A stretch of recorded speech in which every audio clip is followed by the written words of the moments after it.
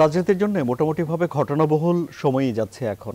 বিশেষ করে নতুন দল গঠনের প্রতিশ্রুতি, সম্প্রীতি সমাবেশের জন্য আওয়ামী লীগ এবং বিএনপির আলাদা আলাদা কর্মসূচি পালন, বিএনপির কর্মসূচি শেষে তা পুলিশ বিএনপির সংঘর্ষে রূপান্তরিত হওয়া ইত্যাদি ইত্যাদি।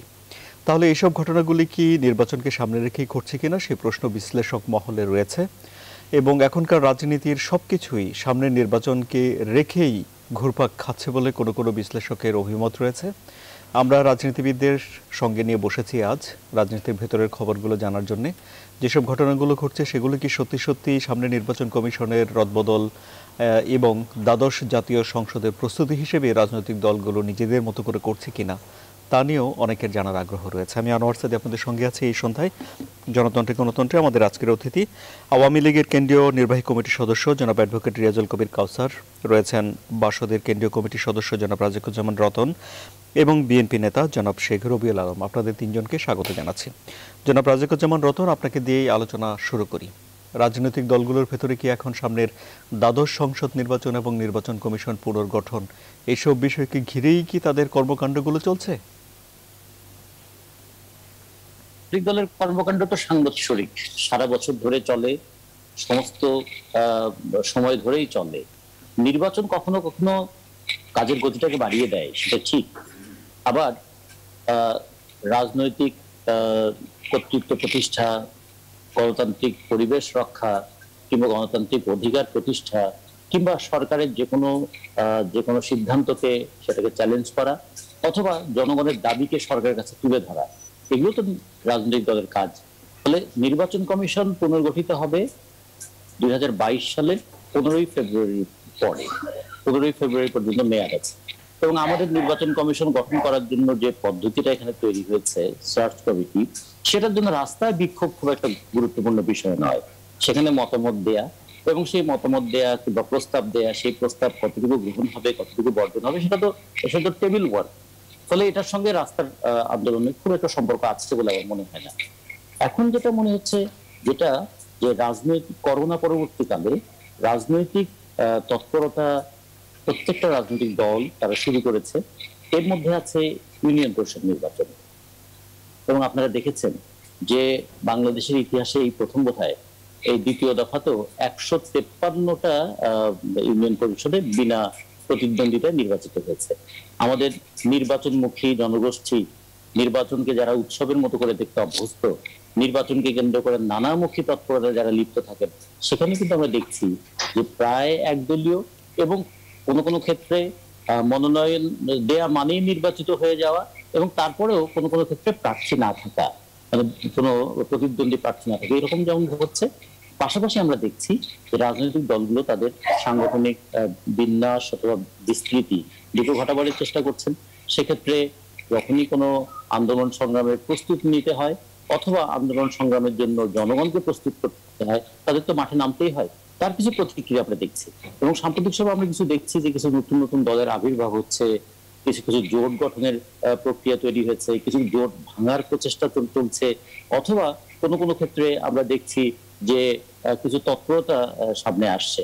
কিন্তু যে জিনিসটা খুব বেশি দরকার ছিল সেটা কিন্তু আড়ালে থেকে যাচ্ছে। সেটা কি? সাম্প্রতিক সময়ে খাদ্য পণ্যের মূল্য, অস্বাভাবিক মূল্য বৃদ্ধি। সাম্প্রতিক সময়ে 4 মাসে 4 বার সিলিন্ডার গ্যাসের দাম বৃদ্ধি। সাম্প্রতিক সময়ে আবার একটা আওয়াজ আসছে যে আমাদের হয়তো বিদ্যুতের দাম বাড়ানো হবে। সাম্প্রতিক সময়ে আমরা দেখছি যে করোনা পরবর্তীতে এক্সপোর্ট বেড়েছে, কিন্তু কর্মসংস্থানের বিষয়টা কি হবে সে ব্যাপারে এখনো কোনো সুস্পষ্ট পরিকল্পনা নাই। গত 2 বছরে অন্তত শ্রমের বাজারে নতুন করে 42 লক্ষ মানুষ এসেছে, শ্রমশক্তি। 2 বছরে নতুন কর্মসংস্থান কতটুকু হয়েছে, পুরনোরা যারা কাজ হারিয়েছেন সেটার ব্যাপারটা কি হবে, এগুলো কিন্তু আলোচনার মধ্যে খুব বেশি আসছে না। আমাদের এর মধ্যে আমরা একটা সাম্প্রদায়িক আক্রমণ এবং সাম্প্রদায়িক সহিংসতার চিত্র দেখলাম এবং সেটা নিয়ে একটা মর্মান্তিক, দুঃখজনক, বেদনাময় ঘটনাও আমরা দেখলাম। স্বাধীনতার 50 বছর পরেও আমরা এখনো সাম্প্রদায়িকতার মতো বিষয় নিয়ে নিজেদেরকে ব্যস্ত রাখতে বাধ্য হচ্ছি। এগুলো সব মিলে বিষয় আলোচনার একটা বিষয় ছিল যে স্বাধীনতার মধ্য দিয়ে আমরা কি কি অর্জন করেছি। আমরা তো একটা মর্যাদাপূর্ণ দেশ হিসেবে, মর্যাদাপূর্ণ মানুষ হিসেবে বেঁচে থাকবার, বেড়ে উঠবার পরিবেশ পেতে চেয়েছিলাম। সেই ক্ষেত্রে গণতান্ত্রিক পরিবেশ কতটুকু আছে? আমাদের কৃষক তার উৎপাদিত পণ্যের দাম কতটুকু পাচ্ছে? ভোক্তারা তারা ন্যায্য মূল্যে জিনিস কিনতে পাচ্ছেন কিনা? ব্যবসায়ীদের কাছে কিভাবে আমাদের জীবন এবং আমাদের জীবিকাটা জিম্মি হয়ে আছে।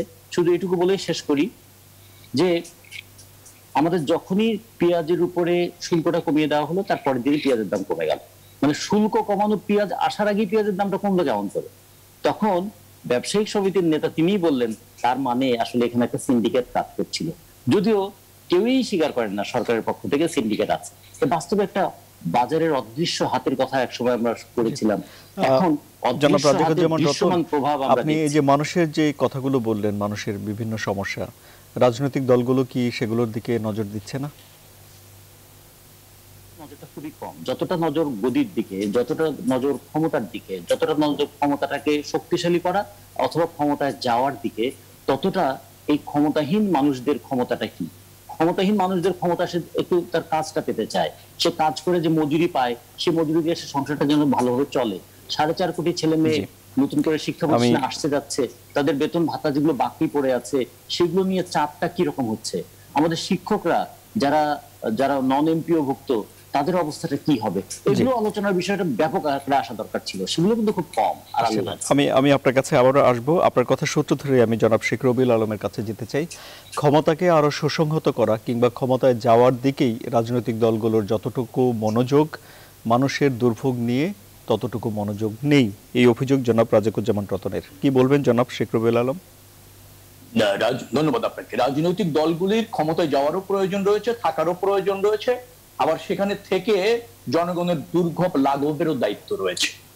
এখন ব্যাপারটা হচ্ছে প্রত্যেকটাই রাজনৈতিক দলের কর্তব্য, সেখানে আমরা সঠিকভাবে রোল প্লে করছি কিনা। আপনি বলছিলেন যে জনদুর্ভোগ বা জনগণের যে সমস্যা সেগুলি নিয়ে রাজনৈতিক দলের কোনো মাথা ব্যথা আছে কিনা। মাথা ব্যথা কেন? জনদুর্ভোগ সৃষ্টি করারও তো দায়িত্ব রাজনৈতিক দল নিয়ে নিয়েছে। ক্ষমতাসীন আওয়ামী লীগ, তারা ক্ষমতায় আছেন, জনদুর্ভোগ আছে, দায় কার? নিশ্চয়ই আওয়ামী লীগের। তাহলে আওয়ামী লীগ একটা রাজনৈতিক দল, তারাই তো জনদুর্ভোগ সৃষ্টি করছেন। অতএব শুধু উত্তরণের দায় না, রাজনৈতিক দলগুলি জনগণকে দুর্বিষহ করে তুলেছেন জীবন যাত্রার মানের দিক থেকে, নির্বাহের দিক থেকে, সেটাও তো আওয়ামী লীগের আছে। আর আমাদের কথা যদি বলেন, আমরা প্রত্যেকটি জনদুর্ভোগের ব্যাপারে এবং মানুষের যে সমস্ত এই যে দ্রব্যমূল্যের বৃদ্ধি বলেন, জ্বালানির মূল্য বৃদ্ধি বলেন, তা নিয়ে তো সোচ্চার ভাবে কাজ করছি, কিন্তু সরকার তো কর্ণপাত করছে না। সিন্ডিকেটের মালিক কারা? আজ পর্যন্ত সিন্ডিকেট করে দ্রব্যমূল্য বৃদ্ধির জন্য কত কথা না আপনারা বললেন, আমরা বললাম, একবারও কি বেরিয়েছে যে এরা সিন্ডিকেট? কারণ তারা সরকারি দলের লোক অথবা সরকারের সুবিধাভোগী মানুষগুলি, অন্যরা তো সিন্ডিকেটে থাকার কোনো সুযোগ নেই। আপনি দেখেন গত 1 মাসে দ্রব্যমূল্যের দাম বেড়েছে 40%। ভাবা যায় এটি সাধারণ মানুষের কি অবস্থা হতে পারে, যেখানে সাধারণ মানুষের আয় কমেছে, হতদরিদ্র মানুষের সংখ্যা বেড়েছে, করোনার সংকট এখনো পর্যন্ত আমরা উত্তরণ করতে পারিনি, বিশেষ করে জীবন জীবিকা এবং আপনার ক্ষেত্রে স্বল্পায়ন মানুষগুলি আরো হতদরিদ্র হয়ে গিয়েছে, তাই না? ক্ষুদ্র ব্যবসায়ীরা নিঃস্ব হয়ে গিয়েছে। প্রণোদনা দেওয়া হয়েছিল, প্রণোদনার অর্থ বড় বড় ব্যবসায়ীরা ভিন্ন খাতে ব্যবহার করেছেন। এটা আপনি জানেন যে অর্থ নিয়ে আরেক খাতে ব্যয় করেছেন, অর্থ নিয়ে ফ্ল্যাট কিনেছেন, জমি কিনেছেন, অর্থ এফডিআর করে রেখেছেন, প্রণোদনার অর্থ। তারা কারা? সরকারের দলের বাইরে কেউ? সরকারের সুবিধাভোগীরা। এই জন্য বলছি যে রাজনৈতিক দলগুলি সংকট শুধু উত্তরণ করে না, সংকট সৃষ্টি করেন, যেটা আওয়ামী লীগ করেছে ক্ষমতায় থেকে। এখন দেখেন, এই যে আপনি বলছিলেন যে আমাদের ধরেন রাজনৈতিক কর্মসূচি এসেছে, সাম্প্রতিক সময়ে হিন্দু ধর্মাবলম্বী যারা আছে সেখানে একটা সাম্প্রদায়িক অসন্তোষ সৃষ্টি হয়েছে, যেটাকে বলা হয় অ্যাসল্ট হয়েছে, ভাঙচুর হয়েছে। দায় সরকার নেবে না? আওয়ামী লীগের নিতেই হবে, কারণ সরকারে আওয়ামী লীগ এবং রাষ্ট্র পরিচালনায় আওয়ামী লীগ। এই ব্যর্থতা আওয়ামী লীগের এবং রাষ্ট্রের। দেখেন আপনি যে কর্মসূচিগুলোর কথা বলছিলেন, সেখানে হচ্ছে শুধু নির্বাচন কেন্দ্রিক এটি নয়, আমাদের রাষ্ট্র ব্যবস্থাপনার মধ্যে ব্যর্থতা রয়েছে, ভঙ্গুরতা রয়েছে। আমাদের রাজনীতিতে আজকে একটা বড় সংকট সৃষ্টি হয়েছে জাতীয় রাজনীতিতে। গণতন্ত্র উত্তরণের জন্য আজকে সব শ্রেণী পেশার মানুষকে দায়িত্ব নিতে হচ্ছে, সোচ্চার হতে হচ্ছে, এরকম একটা সংকটের মধ্যে কিন্তু আমরা আছি। এবং এই সংকটটা ক্ষমতা লোভী হয়ে আওয়ামী লীগ সৃষ্টি করেছে। অনির্বাচিত ভাবে ক্ষমতায় থাকার মানসিকতা এবং চেষ্টাই আজকে বাংলাদেশের এই রাজনৈতিক সংকট এবং ধরেন রাষ্ট্র ব্যবস্থাপনার সংকট সৃষ্টি করেছে। জনাব শেখ রবিউল আলম, আমি আপনার কাছে আবারও আসবো। জনাব অ্যাডভোকেট রিয়াজুল কবির কাউসার, জনাব শেখ রবিউল আলম অভিযোগ করছেন যে জনদুর্ভোগ তৈরি করেছে আওয়ামী লীগ। ধন্যবাদ আপনাকে, ধন্যবাদ আজকের সম্মানিত আলোচক রাজিকুজ্জামান রতন ভাই এবং শেখ রবিউল আলম। দুজনের বক্তব্যে অনেকগুলি ফিরিস্তে এসেছে সরকারের বিরুদ্ধে। আবার এটাও কিন্তু ওনারা বলেছেন করুণাময় কালের জন্য অনেকগুলো সমস্যা সৃষ্টি হয়েছে। আমি শুধু দুটি কথা বলবো। দেখুন, দ্রব্যমূল্য কিছুটা বৃদ্ধি পেয়েছে। কি কারণে বৃদ্ধি পেয়েছে? আমাদের অনেক কিছু আমদানি করতে হচ্ছে। এই যে বিশ্ব বাজারটা, চাউল বলেন, গম বলেন, তেল বলেন, আমরা যেখান থেকে আনি বা যে রুটে আসে, এখানে অনেক বেশি বৃদ্ধি ঘটেছে। তারপরও আমাদের স্থানীয় অবস্থা থাকার কারণে, স্থানীয় মজুদ থাকার কারণে এটা হারে হয়নি। ইন ডলার যদি বলি, আমাদের অনেক কিছুর দাম বৃদ্ধি পেয়েছে আন্তর্জাতিক বাজারে। হ্যাঁ, আমরা যে কথা বলতে চাই, জননেত্রী শেখ হাসিনার নেতৃত্বে আওয়ামী লীগ সরকার দুইটা, রতন ভাই তো অনেকগুলি ফিরিস্তি দিয়েছেন, আমি শুধু একটি কথা বলবো যে আমাদের যে প্রয়োজনীয় দ্রব্যাদি এগুলো মার্কেটে অ্যাভেলেবেল কিনা, পাশাপাশি মানুষের ক্রয় ক্ষমতা আছে কিনা, দুইটা জিনিস আমার মনে হয় দুইটাই আমাদের আছে। শেখ রবিউল আলম অনেক খাতে বলতে পারেন, অনেকভাবে বলার চেষ্টা করেছেন, কিন্তু কোথাও কিন্তু কোনো সংকট হয়নি। দেখুন, পেঁয়াজ, প্রতি বছরই পেঁয়াজ নিয়ে একটি কথা হয়। এক সময় ভারতের গরু নিয়ে আলোচনা হতো। আমরা মনে করি আগামী 1-2 বছর পরে পেঁয়াজ নিয়ে আলোচনা হবে না। অর্থাৎ আমাদের বাংলাদেশেই এটা সারা বছর ব্যবহারযোগী একটি বিষয় করা হচ্ছে। হ্যাঁ, সিন্ডিকেট কোন অফিসিয়াল বিষয় না। এটা যদি আমরা আলোচনা করতে চাই, আমরা দেখেছি আলুর বাজার, পেঁয়াজের বাজার, আওয়ামী লীগ রাষ্ট্রীয় ক্ষমতায় থাকতে পারে, কিন্তু অনেকগুলো ব্যবসা অনেকের দখলে আছে। তারা কারা অনেকেই জানে। তারা সরকারকে বিব্রত করার জন্য মাঝে মাঝে এই প্রক্রিয়াটা গ্রহণ করে থাকে। এটা খুব দুর্ভাগ্যজনক। আমরা বিদেশে দেখেছি বিভিন্ন অকেশনে। জনাব অ্যাডভোকেট রিয়াজুল কবির কাউসার, একটা ছোট্ট প্রশ্ন করতে চাই যে কিছু ব্যবসায়ী বা কিছু মানুষ চাইলেই সরকারকে বিব্রত করে ফেলতে পারে, সরকারের তাদের উপরে কোনো নিয়ন্ত্রণ নাই, শুনতে কেমন যেন লাগে। না, আপনার কথাও ঠিক, কিন্তু দেখুন, সরকার কিন্তু সরকারের অবস্থান থেকে চেষ্টা করে যায় এবং ব্যবস্থা নেয়, কিন্তু দুর্ভাগ্যজনক হয়েছে কি, এইসব ব্যবসায়ীরা দেশপ্রেমিক না, দেশের মানুষের ভালো চান না।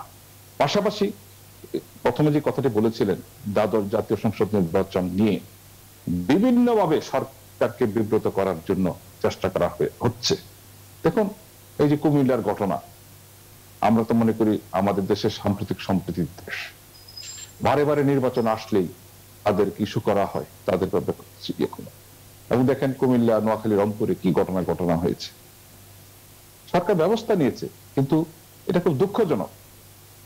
ঠিক একইভাবে বাজার সিন্ডিকেট, দেখুন প্রতিবারই এটা করে থাকেন, হয়তো গুটি কয়েক লোক লাভবান হন, সরকারও ব্যবস্থা করে থাকেন। পেঁয়াজ কিন্তু অ্যাভেলেবেল হয়ে গেছে, দামও মধ্যে এসছে। আমার মধ্যে কথা যে আন্তর্জাতিক বাজারের সাথে আমাদের অনেক কিছু মিলিয়ে চলতে হয়। সেই ক্ষেত্রে আমরা বলবো পার্শ্ববর্তী দেশ সহ অনেক দেশের চেয়ে আমাদের দ্রব্যের মূল্য এটা সীমিত অবস্থানে আছে। পাশাপাশি বাজারে কোনো একটি জিনিসেরও সংকট নেই, অ্যাভেলেবেল। শেখ রবিউল সাহেব যেভাবে বলুক না কেন, করুণাময় কালেও পরে এখন আমরা সেটা কাটিয়ে উঠতে পারছি। মানুষের কাজ করার সুযোগ আছে, আয় করার সুযোগ আছে এবং ক্রয় করার সুযোগ আছে। এটাকে ভিন্নভাবে দেখার কোনো সুযোগ নেই। আপনারা সমালোচনার জন্য সমালোচনা করতে পারেন, দেখতে হবে আমাদের কোথাও, বাংলাদেশের কোথাও কোনো বাজারে কোনো সংকট হয়েছে কিনা, বা কোনো ক্রেতারা বা জনগণ কিনতে পারছেন কিনা। আপনি দেখেছেন ডিসিবি সারা বাংলাদেশ ব্যাপী, ঢাকা শহর সহ খুব কম দামে এগুলো সাপ্লাই করছে, অর্থাৎ করার পরে কিন্তু বাজারের সমতা এসছে। জি, আপনার কাছে আবারও আসবো। জি, জনাব রাজিকুজ্জামান রতন, নির্বাচন সামনে রেখে এখন সরকারকে বিব্রত করার জন্য কোনো মহল তৎপর আছে, কি বলবেন আপনি? সরকার বিব্রত হয় কেন? সরকার কি এতই ঠুনকো যে দুই একটা কথা দিয়ে বিব্রত হয়ে যান? তাহলে বুঝতে হবে যে সরকারের ইন্টিগ্রিটির একটা সমস্যা আছে।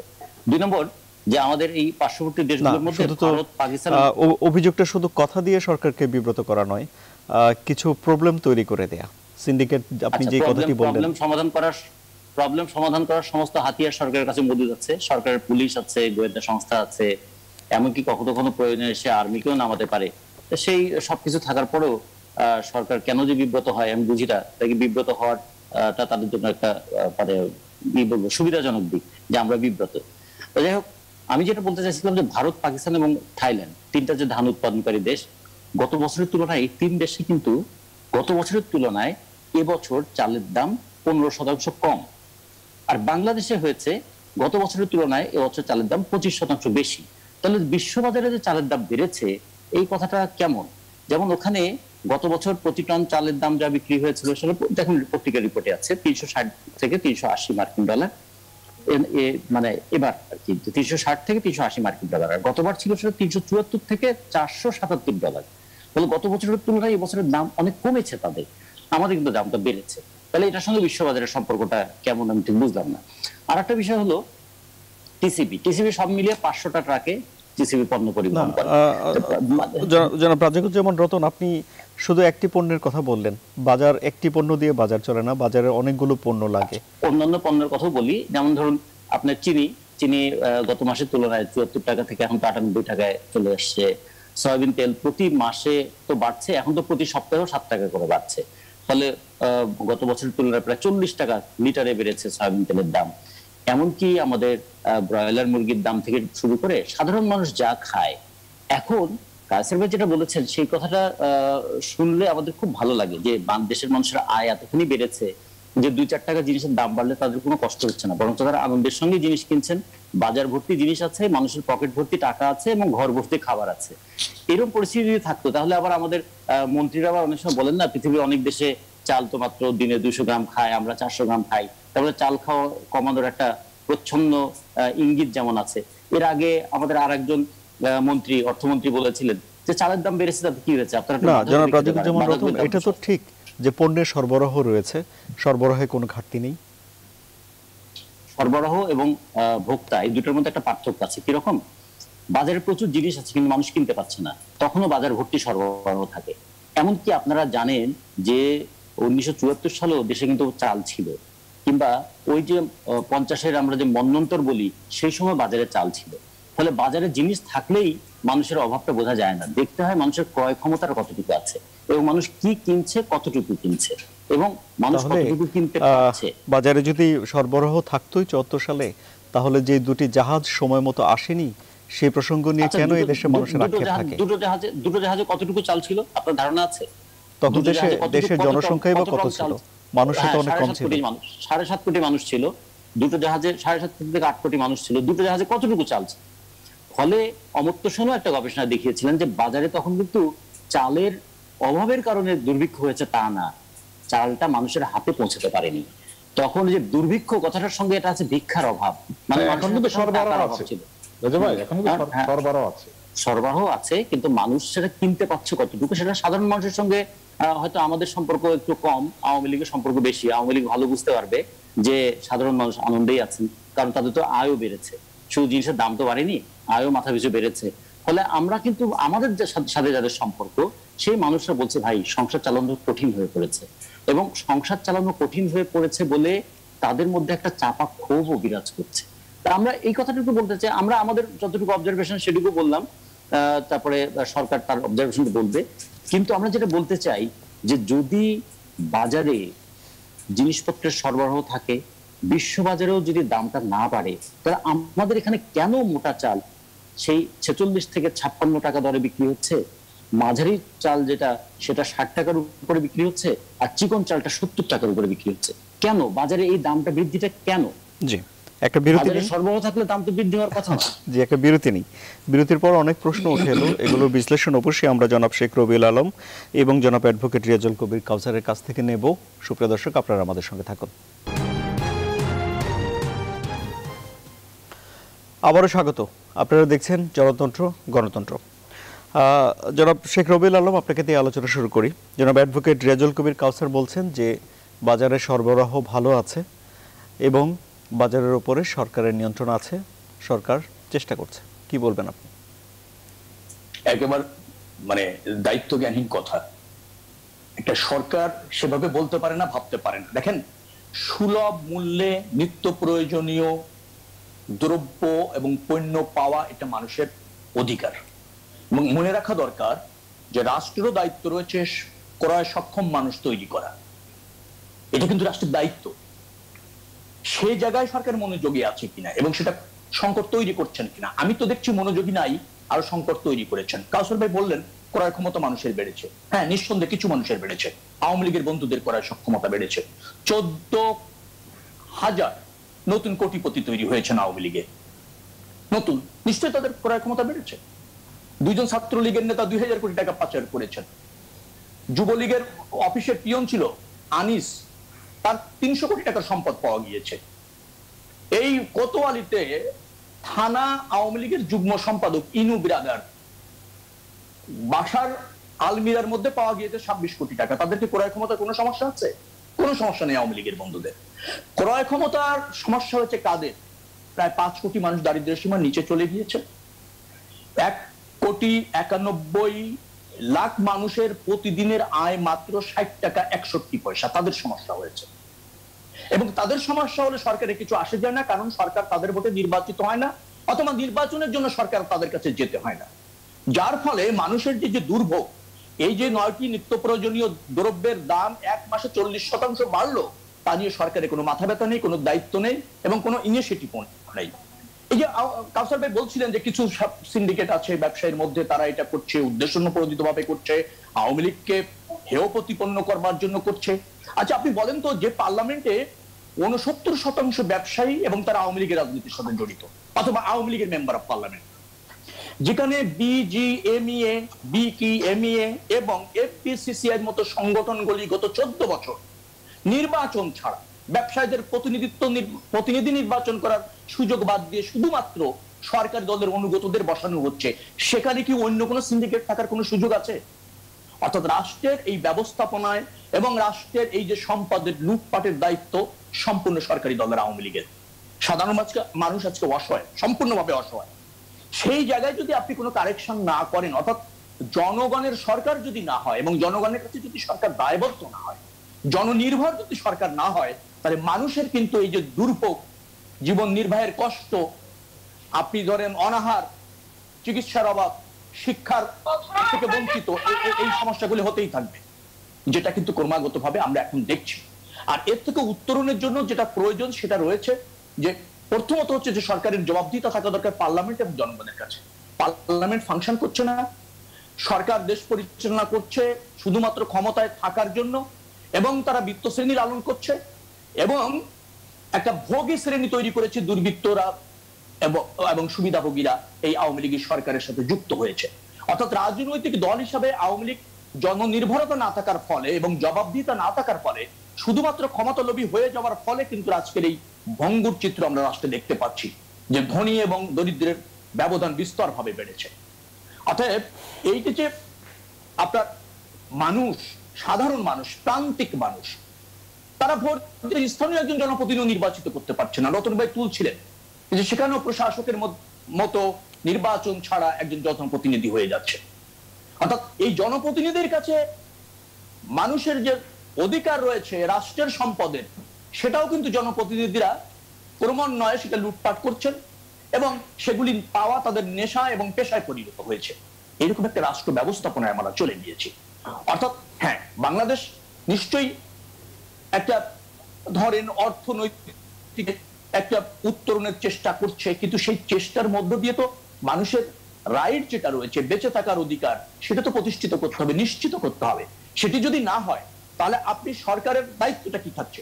সরকার কি শুধু বৃত্ত শ্রেণীকে লালন করবে?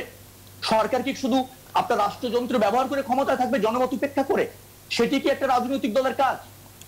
আওয়ামী লীগ এই যে জনবান্ধব রাজনীতির থেকে বিচ্যুত হয়ে জনবিমুখ রাজনীতির দিকে যখন ঝুঁকেছে, তখনই কিন্তু বাংলাদেশের সংকটগুলি তৈরি হয়েছে। আসছি আপনার কাছে আবারও। উত্তরণের জন্য জি, আসছি আপনার কাছে।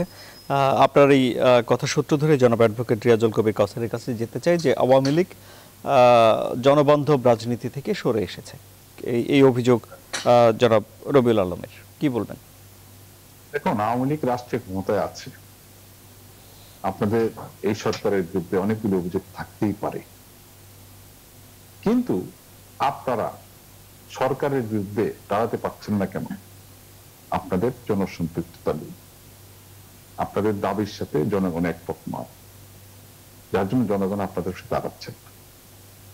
দেখুন, আমরা সুনির্দিষ্ট একটা বিষয় নিয়ে আলোচনা করছিলাম, আমাদের দেশে দ্রব্যমূল্যের দাম বেড়েছে, আওয়ামী লীগের যেমন দায়িত্ব, সরকারের যেমন দায়িত্ব, সকল রাজনৈতিক দলের একটা দায়িত্ব আছে যাতে এই ধরনের অবস্থার সৃষ্টি না হয়। আমি তো একটা উদাহরণ দিতে চাই। হ্যাঁ, ব্রয়লার মুরগির দাম বেড়েছে। ব্রয়লার মুরগির যে খাবারটা, এটা কিন্তু ম্যাক্সিমামটা বাইরে থেকে আসে, বেশিরভাগটা। এটা দাম অত্যধিক হারে বেড়েছে, এটা আমাদের কোনো সুযোগ নেই, তারপরও সাবসিডিতে এটা কম হতে কিছুটা আছে, হয়তো কমে যাবে। শেখ রবিউল আলম বলেছেন, দেখেন দেশের 17 কোটি লোক, এখন 2-4-5 জনের বিরুদ্ধে অভিযোগ এসছে এবং সরকার আইনগত ব্যবস্থা নিচ্ছে, আইনের আওতায় আনা হয়েছে। লক্ষ্য করে দেখবেন এদের কথা বারে বারে বলছে, এরা সরকারের একটা আলোচিত ব্যক্তি হয়ে যাচ্ছে। কে 17 কোটি লোকের 10-20টা লোক অন্যায় দুর্নীতি করেছে, দেখতে হবে সরকার ব্যবস্থা নিচ্ছে কিনা, নিজের দলের বিরুদ্ধে ব্যবস্থা নিচ্ছে কিনা, এটা হলো বিষয়। সেটা কিন্তু তারা নিয়েছে। আমি যেটা বলতে চেয়েছিলাম, দেখুন এই যে কুমিল্লার সাম্প্রতিক সম্প্রীতি নষ্ট করার জন্য একটা ঘটনা ঘটিয়েছে, এরপরে দেখেন অনেকগুলো জায়গায় কারা আগ বাড়িয়ে এই কাজগুলি করেছেন। অর্থাৎ বাজার তারা ডিল দেন, ডিল দিয়ে দেখেন কি হয়, মানুষের জনদুর্ভোগ হয়, সরকার খুব দ্রুত সময়ের মধ্যে এটা আয়ত্তে আনার চেষ্টা করে। আমি আরেকটা উদাহরণ দিতে চাই, আলু। দেখবেন আলু বাংলাদেশে এখন একটা অ্যাভেলেবেল জিনিস, এটা লক্ষ্য করে দেখবেন। আমাদের আলুর ম্যাক্সিমাম ডিপোগুলো হলো মুন্সিগঞ্জ এবং জয়পুরহাটে, এবং মুন্সিগঞ্জে যারা যারা এই আলু সাইডের মালিক, তারা কুন্দল করে সবাই জানে, তারা কিন্তু মাঝে মাঝে কাজটি করে থাকেন। এমন না যে আলু বিদেশ থেকে আনতে হয় বা দেশে এটা মানে মজুদ নেই, সব ঠিক আছে, কিন্তু বেড়ে যাচ্ছে। এই যে বিষয়টা, এটা শুধু রাজনীতি, সরকারের দলকে বিব্রত করার জন্য বা আগামী সংসদ নির্বাচনে কোন ইস্যু তৈরি করা যায় কিনা, এই জন্য বিভিন্ন প্যাটার্নে কিন্তু এইসব ব্যবহার করা হচ্ছে। আমরা মনে করি জনগণ, ভোটাররা সচেতন আছেন, আর যদি সেটা হতো তাহলে তো ওনারা আন্দোলনে জনগণকে পাশে পেতেন, সরকার পতনের ডাক দিতে পারতেন। সরকার কি করতে, সেটা পাচ্ছেন না, বিচ্ছিন্নভাবে এগুলি করে বিব্রত করার চেষ্টা করে। আর দেখুন, আমাদের আওয়ামী লীগ সরকারই প্রথম যারা দুর্নীতির সাথে জড়িত নিজের দলে, তাদের ব্যবস্থা নিয়েছেন, আইনের আওতায় হয়েছেন, বিচার কার্য চলছে। এমন না যে কাউকে ছেড়ে দেওয়া হয়েছে, দলের যে পর্যায়ের নেতাই হোক, মন্ত্রী হোক, এমপি হোক, যে পর্যায়ের নেতাই হোক। কিন্তু আমরা লক্ষ্য করে দেখেছি এই কয়েকটি বিষয় ওনারা বারে বারে আনেন, এটা কিন্তু জনগণ নিচ্ছে না, দেখছে সরকার তাদের ব্যবস্থা নিচ্ছেন, মানে জনগণ তাদের থাকবে কেন? থাকছে না, তবে দেখছে থাকছে না। দেখুন, যেহেতু দ্বাদশ জাতীয় সংসদ নির্বাচন 2023 সালে হবে, হ্যাঁ, সকল দলই আগামী নির্বাচনকে সামনে নিয়ে তাদের কৌশল অবলম্বন করবেন। কিন্তু আমরা লক্ষ্য করে দেখেছি বিএনপি বেশ কিছুদিন ব্যাপী কয়েকটি সভা করেছে, আমরা সেটাকে স্বাগতম জানাচ্ছি যে না, একটি রাজনৈতিক দল তার কৌশল ঠিক করবে। কিন্তু এর পরবর্তীতে দেখলাম একটা বক্তব্য দিলেন আওয়ামী লীগ এতটার বেশি সিট পাবেন না। তারপরে দেখলাম কুমিল্লার ঘটনা। তাহলে আমরা কি বলবো না, যে দলটি আন্দোলনে, রাজনীতিতে, নির্বাচনে অংশগ্রহণ করছে না, তাহলে তারা অন্য একটি পথের দিকে এগুচ্ছেন, যেটা আমরা আশঙ্কা করি, আমরা তখন সেদিকে তারা এগুচ্ছে। কিন্তু 2014 সালে নির্বাচন অংশগ্রহণ না করে যে চোরাগত হামলা চালিয়েছিল, সেখানে যেমন জনসমর্থন পায়নি, 2018 সালে নির্বাচনে এসে নির্বাচনকে বিতর্কিত করার জন্য একই আসনে একাধিক প্রার্থী দিয়ে মনোনয়ন বাণিজ্য করেছেন, তাদের মহাসচিব জয়ী হয়ে শপথ নেয় সংসদে না গিয়ে অন্যদেরকে সংসদে কথা বলার সুযোগ করে দিয়েছেন, নিজেদের মধ্যেই নিজেরা একটি সংকট তৈরি করেছেন। সবচেয়ে বড় কথা, আমরা দেখতে চাই বিএনপি আগামী নির্বাচনে কার নেতৃত্বে নির্বাচনটি করবেন, জনগণের কাছে কার নেতৃত্বে যাবেন সেটা জনগণ দেখতে চায়। কারণ ওনারা যদি ক্ষমতায় যেতে চান, ওনাদেরকে নেতা নির্বাচন করতে হবে, কার নেতৃত্বে নির্বাচন হবে, কার নেতৃত্বে তারা ক্ষমতায় দেশ পরিচালনা হবে, এটা কিন্তু খুবই অস্পষ্ট। এটা স্পষ্ট করা দরকার। আমাদের বিরুদ্ধে কথা বলবেন, সরকারের বিরুদ্ধে কথা বলবেন, আন্দোলন করবেন, এটা স্বাভাবিক ব্যাপার, কিন্তু আপনাদেরকে স্পষ্ট করতে হবে সুনির্দিষ্ট কি বিষয় নিয়ে আন্দোলন করতে চান, আপনাদের সুনির্দিষ্ট নেতাকে কার নেতৃত্বে আগামী নির্বাচন করতে চান, এটা আমরা দেখতে চাই, জনগণও দেখতে চায়। এই ছোটখাটো অভিযোগ করে, এইসব করে জনগণের কাছে টেকা যাবে না। সাময়িকভাবে আপনারা আলোচনার জট তুলতে পারবেন, সেটা বরাবরই চেষ্টা করে যাচ্ছেন, আমরা লক্ষ্য করে দেখেছি। আমরা বলবো আমি ছোটখাটো সমস্যা থাকলো, বাজার সরকারের নিয়ন্ত্রণে, আমরা বলবো যে একটা জিনিস আমরা অস্বীকার করব, বাজারে হচ্ছে করোনার বিশ্ববাজার যেখানে একটা অস্থিরতা বাদ করছে, সেই তুলনায় বাংলাদেশের বাজার অনেকটা স্থিতিশীল। খুব সহসা আমরা মনে করি অনেক কিছু মানুষের নাগালের মধ্যে আনা হবে। জি, অনেক ধন্যবাদ আপনাকে। আবারও আপনার কাছে আসবো জনাব রাজিকুজ্জামান রতন। নির্বাচন সামনে রেখে নানা ষড়যন্ত্রের আশঙ্কা জনাব রিয়াজুল কবির কাউসার বললেন, কি বলবেন আপনি? এই ষড়যন্ত্র কথাটা আমাদের রাজনীতিতে এতভাবে জড়িয়ে আছে যে কোনো কথা বললেই তার মধ্যে ষড়যন্ত্রের গন্ধ পাওয়া যায়। আসলে ষড়যন্ত্র কেন? কেউ কি কিছু করতে পারবে না এখানে? আর সরকারের বিরোধিতা করা এবং রাষ্ট্রের বিরোধিতা করা এক জিনিস না। একটা দলের নীতির বিরোধিতা করা মানে সরকারের বিরোধিতা করা না। মানে এগুলোকে বুঝতে হবে যে দল কি, সরকার কি এবং রাষ্ট্র কি। আমরা সবাই এই রাষ্ট্রের মধ্যে থেকেই সরকারের বিরোধিতা করতে পারি। আবার কেউ কেউ এমনও আছে রাষ্ট্রটা যে পদ্ধতিতে চলছে সে পদ্ধতিটাই পাল্টে দেওয়ার কথা বলতে পারেন। সেই অধিকারটা তো থাকতে হবে যে রাষ্ট্র যে পদ্ধতিতে চলছে, যেমন আমরা যদি বলি রাষ্ট্রটা পুঁজিবাদী পদ্ধতিতে চলছে, আমরা পুঁজিবাদী পদ্ধতিটা পাল্টাতে চাই, তাহলে কি আমি অপরাধী হয়ে যাব?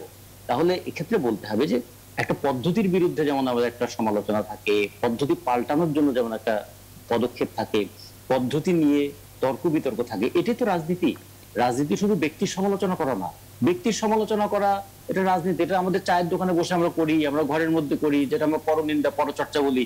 তাই পরনিন্দা পরচর্চা করা আর রাজনীতি করা তো এক জিনিস না।